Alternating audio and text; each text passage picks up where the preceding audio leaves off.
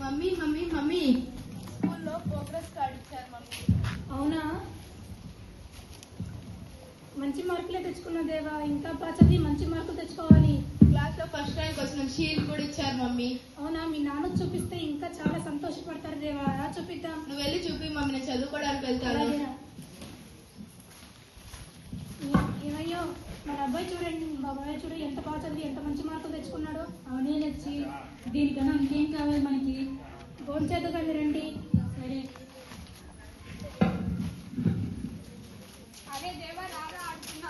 అసలే నేను 10th class నేను చదువుకోవాలి, మీరు వెళ్ళి ఆడుకోండి. నేను చదువుకోవాలరా, మీరు వెళ్ళి ఆడుకోండి. సరే ఆగ్రా, వస్తున్నాను.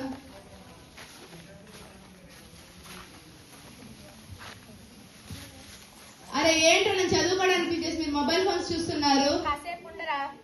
రన్నట్రా ఆడుకుందాం. సరేరా, మీరు మొబైల్ ఫోన్స్ చూస్తున్నారు, నేను ఇంటికి వెళ్తాను. బాయ్.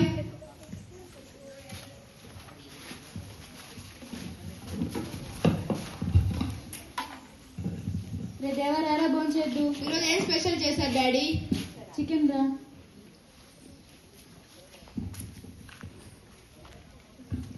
డాడీ డాడీ చెప్పరా. మా ఫ్రెండ్స్ అందరి దగ్గర మొబైల్ ఫోన్స్ ఉంది డాడీ, నాకు మొబైల్ ఫోన్ కొని డాడీ. బాగా చదువుకోరా, 10th లో కొనిస్తాలే. 10th కి సంబంధించినవన్నీ ఆ మొబైల్ ఫోన్ లో చూస్తా డాడీ, నాకు మొబైల్ ఫోన్ కొని డాడీ. ఆయన కష్టం గురించి నీకు తెలీదారా? నాకు మొబైల్ ఫోన్ కొనిస్తే నేను ఫోన్ చేస్తాను. ఏమండి, మన అబ్బాయి బాగానే చదువుతున్నాడు కదండి, మొబైల్ ఫోన్ కొనివచ్చు కదండి. మన కష్టం గురించి తెలుసని వాళ్ళు మాట్లాడుతున్నావా? మన కష్టాలు ఎప్పటికీ ఉండేవండి, కానీ మొబైల్ ఫోన్ కొనిచ్చి మంచిగా చదువుకొని మంచి స్థాయికి వస్తే మనమే కదండి సంతోషపడేది. సర్లే, నా ప్రయత్నం ఏదో నేను చేస్తా.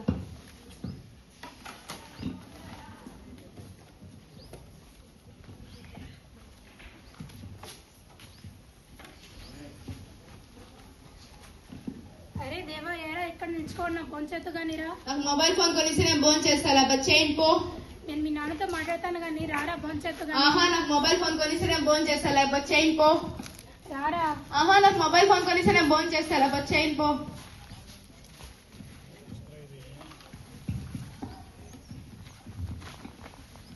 నేను మీ నాన్నతో మాట్లాడాను కానీ మొబైల్ ఫోన్ కొనిస్తానన్నారు, ముందు భోజనం చేయరా. Thank you mummy. రే దేవా, చెప్పు డాడీ. ఇదిగో అడిగావు మొబైల్ ఫోన్. చాలా బాగుంది డాడీ. పర్లేదురా. Thank you. మా ఫ్రెండ్స్ దగ్గరికి వెళ్ళేసి వస్తా డాడీ. జాగ్రత్త రా. Hi friends. నేను మొబైల్ ఫోన్ కొన్నాను ఫ్రెండ్స్. చాలా బాగుంది దేవా. ఎంత దేవా? 20,000. ఎప్పుడు కొన్నావు దేవా? ఈ రోజే రా. సరే రా, ఇంటికి వెళ్ళి వస్తా. బాయ్.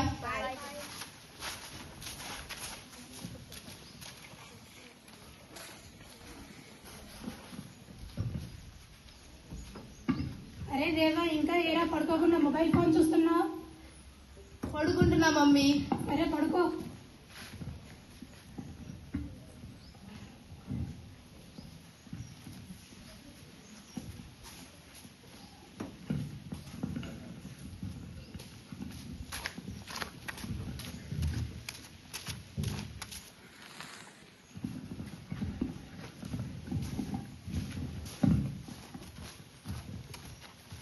అరే ఒకసారి ఈ వీడియో చూడు.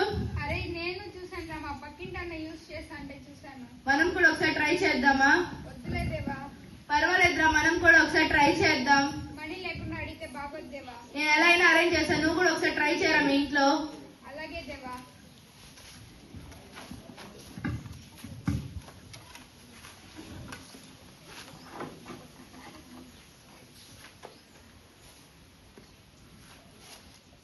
మనీ సెట్ అయింది. హలో రోహన్. హలో చెప్పు దేవా. మనీ సెట్ అయింది, నార్మల్ గా కలిసే ప్లేస్ దగ్గరికి రారా. అలాగే దేవా. తెచ్చావా దేవా? తెచ్చాను రోహన్. నువ్వు ఇక్కడే ఉంది దేవా, వస్తాను. అన్న నువ్వు ఎప్పుడు యూజ్ చేస్తుంటావు కదా, అది కావాలన్నా. ఏంట్రా అది? వైట్ కలర్ పౌడర్ అన్నా. అది నువ్వు యూజ్ చేయకుదురా, చాలా ఖర్చు వస్తుందిరా దానికి. పర్వాలేదన్నా, ఒకటి ఇవ్వు. డబ్బులు తెచ్చావా? ఇదిగో అన్నా. ఎవరు తెలియకుండా యూజ్ చేయరా, లేకపోతే ప్రాబ్లం అవుతుంది. అలాగే అన్నా. ఇదిగో దేవా.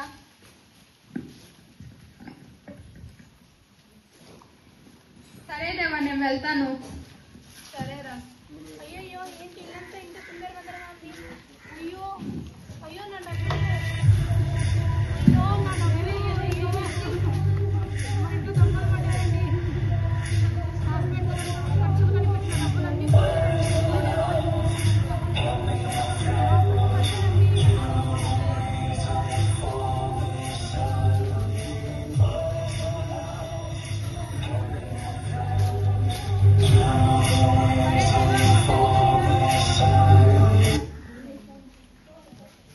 వీడి ప్రవర్తన ఏదో విచిత్రంగా ఉంది. ఒకసారి చూద్దాం.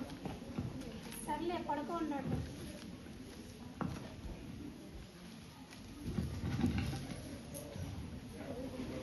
అడిగాను కదా, నాకు మళ్ళీ కావాలిరా. అలాగే దేవా నార్మల్ గా కలిసే ప్లేస్ కి వచ్చాయి. సరేరా.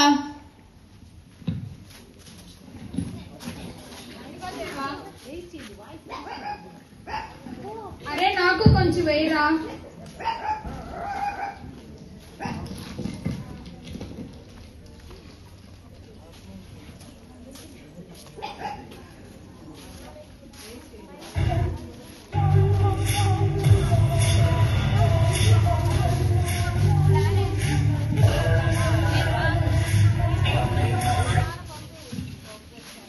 సరే బాయ్ మా నాన్న బాయ్. సరే టైం అవుతుంది. ఫాదర్ రాదా? మా డాడీ వస్తారు. సరే మా బ్రదర్ వచ్చారు. నిన్ను డ్రాప్ చేయమంటావా? సరే జాగ్రత్త, వెళ్ళక కాల్ చేయి. Bye bye. అరే దేవా అక్కడ గమ్మనం దేవా. చాలా బాగుందిరా. చిన్నపిల్ల దేవా. పర్వాలేదు, రారా వెళ్దాం. ఏ పప్ప నీ పేరేం పేరు? ఎవరు మీరు? నీ పేరేం పేరు? ఈ వదలని ఎవరు మీరు? అదే పాప పేరు ఛాయరా. ఛాయ, చాలా అందంగా ఉన్నావు తెలుసా? నీ పేరులాగా నువ్వు. వదులు, వదులు.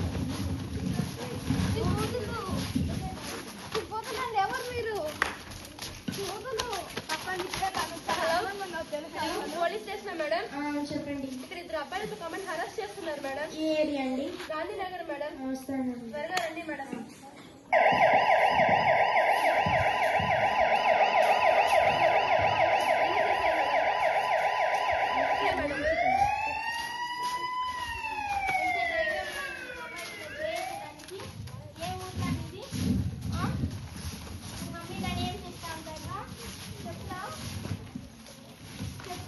Breaking news. ఇప్పుడే అందిన వార్త. దేవా అనే యువకుడు డ్రగ్స్ తీసుకున్నాడు. ప్రస్తుతం అబ్బాయి 10వ తరగతి చదువుతున్నాడు. అబ్బాయి డ్రగ్స్ తీసుకొని ఒక అమ్మాయిని అత్యాచారం చేశాడు. ఇప్పుడు ప్రస్తుతం అమ్మాయి ఐసీయూలో అడ్మిట్ అయి ఉంది. ఇప్పుడు మనతో దేవా ఉన్నాడు. దేవాని కొన్ని ప్రశ్నలు అడగాం. దేవా, డ్రగ్స్ ఎందుకు తీసుకున్నారు చెప్పండి. మీ స్పాన్సర్ ఎవరు? మీకు ఎంతమంది ఉన్నారు? మీరేనా? మీతో ఇంకెవరైనా ఉన్నారా? చెప్పండి. మేము అడిగే ప్రశ్నలకి ఆన్సర్ ఇవ్వండి. చెప్పండి.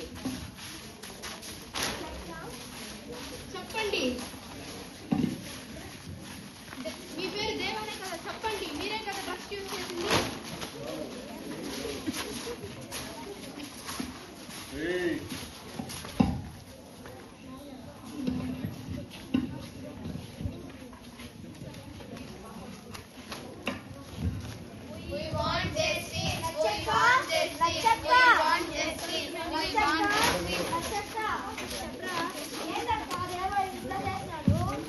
ఏరా చేశాడు? చూడక్క ఏం చేశాడు? నా కొడుకేమి ఇలాంటి వాడు కాదే. నమ్మకపోతే అక్కడ చూడండి అక్క. మహిళా సంఘం వాళ్ళు న్యాయం కోసం ధర్నా చేస్తున్నారు.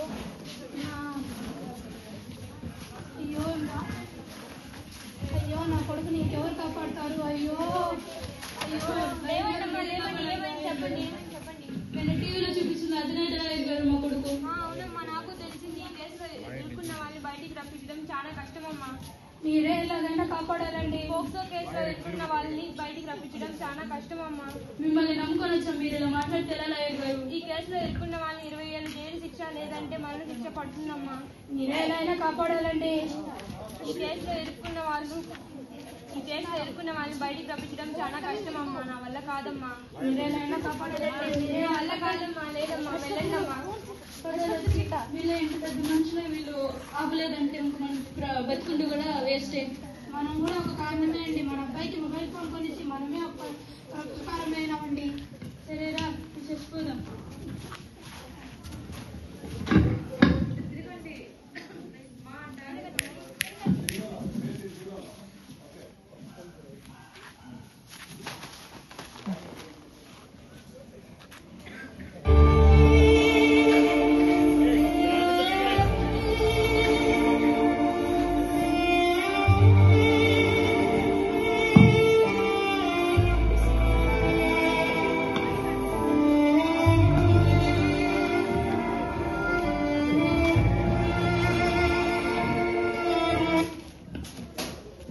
పిల్లలు గమనించారా?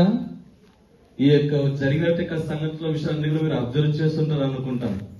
గమనించండి, ఒక వ్యక్తి యొక్క తప్పుడు నిర్ణయం అనేక జీవితాలని వినాశనం అనేది చేస్తుంది.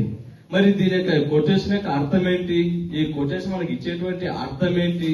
ఆ కొటేషన్ మనకి ఇచ్చేటువంటి తాత్పర్యం ఏంటి, భావం ఏంటి మనం పరిశీలించగలిగితే, అనేక మంది విద్యార్థులు మొబైల్ కి బానిస అయిపోవడం, మత్తు పానీయాలకు అలవాటు అయిపోవడం, రెండవది లైంగికంగా వారు ఈ యొక్క సెక్షువల్ గా వాళ్ళు పరిగెత్తడం వల్ల వారికి ఉన్నటువంటి యొక్క ధైర్యం, వాళ్ళకున్న ఆలోచన, వారి యొక్క ఉన్నటువంటి యొక్క మనసు, వారి యొక్క ప్రవర్తన అనేది పూర్తిగా మారిపోతూనే ఉంటాయి. ఇది మారిపోవడం మాత్రమే కాకుండా వారి యొక్క జీవితంలో ఏదైతే వారు సాధించాలని వాళ్ళు అనుకుంటున్నారో దానిని సాధించలేక, వీధిలో కానీ వారికి మంచి పేరు లేక, సమాజానికి ఇంటికి కలిగినటువంటి ఒక బంధాన్ని వాళ్ళు కొనసాగించలేక, రెండవది వారి యొక్క ఏ వ్యక్తి అయితే యొక్క పానీయాలను వాడుతూ ఉంటారో అతని యొక్క ఆరోగ్యాన్ని తాను కాపాడుకోలేక, తన యొక్క కుటుంబాన్ని కూడా తాను కాపాడుకోలేక, సమాజానికి ఇతరు దూరమైన వ్యక్తిగా నిలబడిపోయి ఎలా అవస్థపడుతున్నారో మీరు అబ్జర్వ్ చేస్తూనే ఉంటారనమాట. కాబట్టి మీరు కూడా ఏం చేయాలి?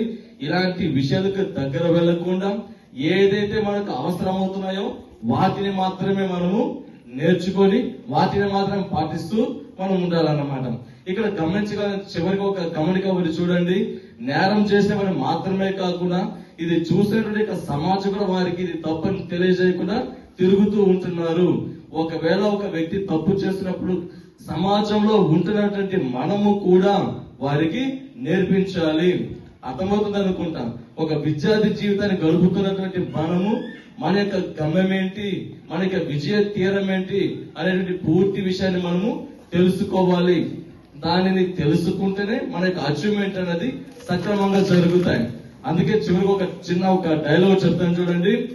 Success is not a destination, it is a journey. Thank you for this opportunity.